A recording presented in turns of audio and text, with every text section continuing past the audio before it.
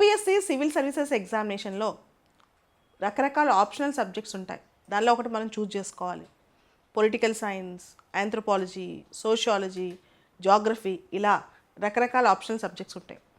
ఒక్కొక్క ఆప్షన్ సబ్జెక్ట్కి ఒక్కొక్క ఫ్రీక్వెన్సీ ఉంటుంది.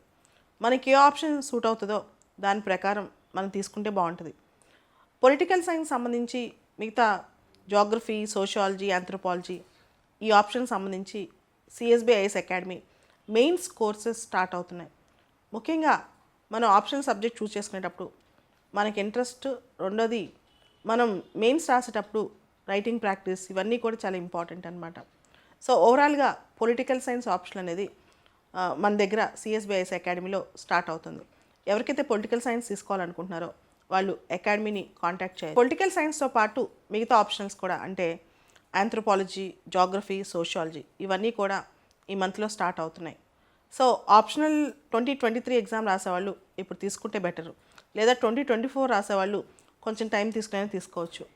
మీరు ఆప్షన్ సబ్జెక్ట్స్ ఇంట్రెస్ట్ ఉంటే కనుక ఆప్షన్ సబ్జెక్ట్ గురించి ఏమైనా డౌట్ ఉన్నా సిఎస్బిఐఎస్ అకాడమీలో నన్ను అప్రోచ్ అవ్వచ్చు. రేపు సండే, ఎల్లుండి సండే కానీ తర్వాత ఏ రోజైనా సరే అపాయింట్మెంట్ తీసుకుని. Thank you.